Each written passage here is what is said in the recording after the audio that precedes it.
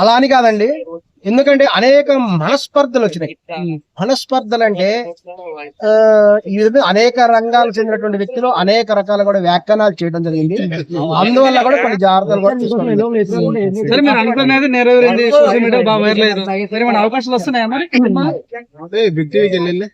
ఏమో big boss కి వెళ్దామన్నట్టారు, చూద్దాం. వీలైతే బిగ్ బాస్ దానికి వెళ్ళే అవకాశం ఉంది.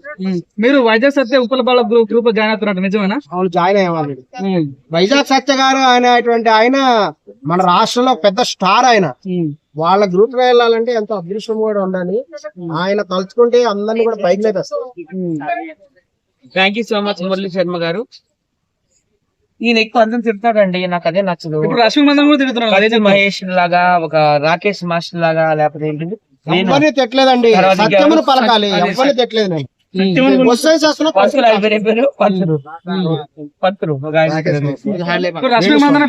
స్వామి లాగా అందరినీ క్రిటిసైజ్ చేస్తా ఉంటాడు, ఒక నాన్ వేష్ లాగా. ఎందుకంటే అట్లా మీలో మంచి నాలెడ్జ్ ఉంది, మీకు రామాయణం తెలుసు, మహాభారతం తెలుసు, భగవద్ అన్ని తెలుసు మీకు.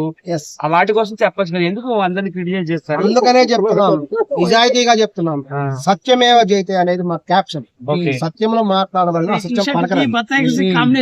అందుకనే ఈ బత్తాయిని పట్టుకొని తిరుగుతున్నాం. సత్యమేవ జయతలో నీతి నియమాలు ఉంటాయి కదా, మరి మీరు అట్లా మాట్లాడేది మనం ముందు జాగ్రత్తగా చెప్పడం జరుగుతుంది. అందరికీ ఈ విధమైన ఆలోచన వస్తుంది కదా. ఒక ప్రముఖ హీరోయిన్, ఒక దివ్య భారతి చూడండి, స్టార్ హీరోయిన్ గా ఉన్నప్పుడు పెళ్లి చేసుకుంది, ఏమైంది?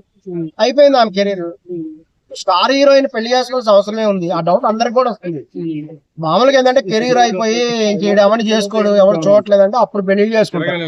ఎందుకంటే స్టార్ హీరోయిన్ గా ఉన్నప్పుడు పెళ్లి చేసుకునే వాళ్ళు చాలా తక్కువ. ఏదో బలమైన కారణము రష్మిక పెళ్లికి ఉంది. నా డౌట్ వేణుస్వామి ఏదో చెప్పుంటాడు. వేణుస్వామి ఖచ్చితంగా ఆయన లెగ్ హస్తం ఉండే ఉంటుంది.